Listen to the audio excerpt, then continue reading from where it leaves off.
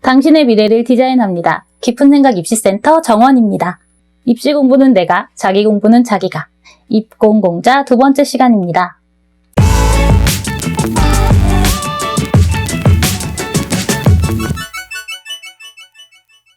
저번 시간에는 대학 입시의 전체적인 것에 대해서 살펴봤습니다. 이번 시간에는 그중 학생부 교과 전형에 대해서 자세히 살펴보도록 하겠습니다.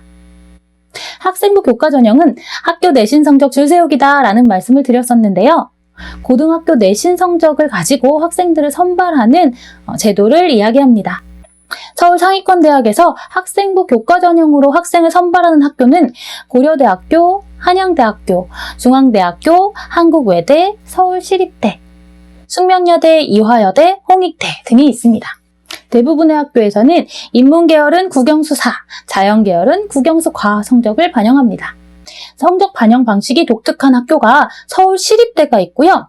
서울시립대의 경우에는 똑같이 국영수4, 국영수과를 반영하는데 나머지 30% 비율은 전 과목의 교과를 반영합니다. 또한 이화여자대학교의 경우에는 국영수4과 모든 성적을 계열과 관계없이 반영합니다.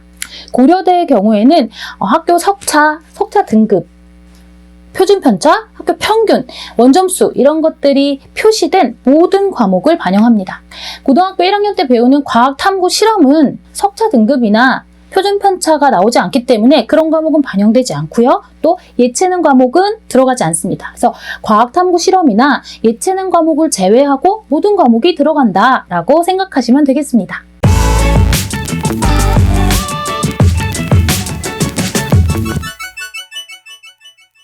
우리 아이가 교과 전형에 적합한지 알아보는 것은 학생이 내신 시험을 볼 때 관찰하시면 됩니다.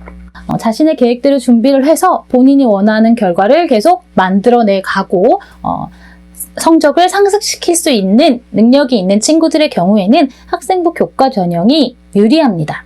특히 비교과 활동, 즉 자율활동, 동아리활동 이러한 활동들보다 학교 공부하는 데 더 흥미가 있는 학생들의 경우, 그리고 수능 시험 준비보다는 그때그때 공부하는 이 학교 내신 성적을 완벽하게 관리할 수 있는 학생들의 경우에는 이런 교과 전형을 생각해 보는 것이 좋습니다. 실제로 교과 전형의 경우에는 대학들에서 입시 결과를 대부분 공개하기 때문에 대학 입시를 치를 때에도 좀 마음 편하게 치를 수 있는 전형이기도 합니다. 물론 단점은 아주 높은 성적을 받아야 본인이 원하는 대학을 갈 수 있다라는 단점이 있죠. 자, 그래서 입시 결과를 좀 살펴보면요. 고려대의 경우에는 학교 홈페이지에 올려놓지 않고 입학 설명회 시에 공개합니다. 2020학년도까지 학생부 교과 학교 추천 1이라는 이름의 전형이 있었습니다. 입학 설명회에서 공개된 입시 결과를 살펴보면 경영대학교 평균 내신 등급이 1.24, 정경대학교 1.21, 사범대 1.13, 자유전공 1.10, 자연계열의 경우에는 이과대, 공과대가 1.2 초반대에 형성되어 있고요. 의대의 경우에 1.02로 형성되어 있는 것을 알 수 있습니다. 고려대학교의 경우에 보면 문, 이과 관계없이 1점대 초반 성적이 돼야 된다라고 이해하시면 되겠죠. 한양대의 경우도 마찬가지입니다. 1점 초반대의 학생들이 이렇게 입학하는 것을 우리가 확인할 수 있겠습니다. 서울시립대학교 합격자들의 내신 등급을 보시면 이렇습니다. 서울시립대학교에 교과 전형으로 입학을 하려면 1.5 정도의 성적이 되어야 한다라는 것을 확인하실 수 있겠죠. 물론 이 입시 결과가 합격을 보장하는 것은 아닙니다. 하지만 이 정도 수준을 유지해야 지원해 볼 수 있고 합격의 가능성이 높다 정도는 판단해 보실 수 있습니다. 우리 아이가 학생부 교과 전형에 적합한지 알아보시려면 일단 내신 성적을 보시면 됩니다. 본인이 원하는 대학이나 학과가 있다면 그 대학과 지금 현재의 성적을 비교해 보시고 이 성적이 비슷하다 아니면 조금 낫다라고 하면 교과 전형을 보고 학교 내신을 열심히 관리하는 것도 좋은 방법입니다. 내신 성적 관리가 홀륭이 되어 있는 학생들의 경우에 교과 전형은 매우 효율적인 전형입니다. 왜냐하면 자기소개서를 쓸 필요가 없기 때문이죠. 대학 입시를 치를 때 많은 학생들이 여름에 굉장히 힘들어합니다.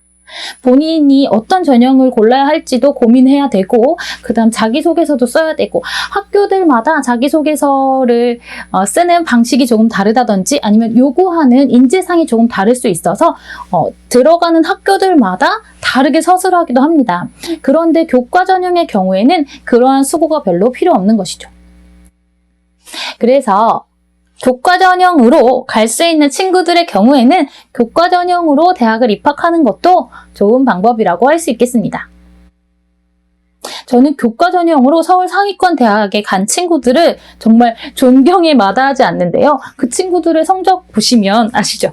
1점대 초반의 성적을 유지하는 것은 굉장히 힘든 일입니다. 특히 이 강남구에서는 정말 힘든 일입니다. 그래서 이 지역에서는 사실 교과 전형으로 대학을 가는 친구들은 많지는 않습니다.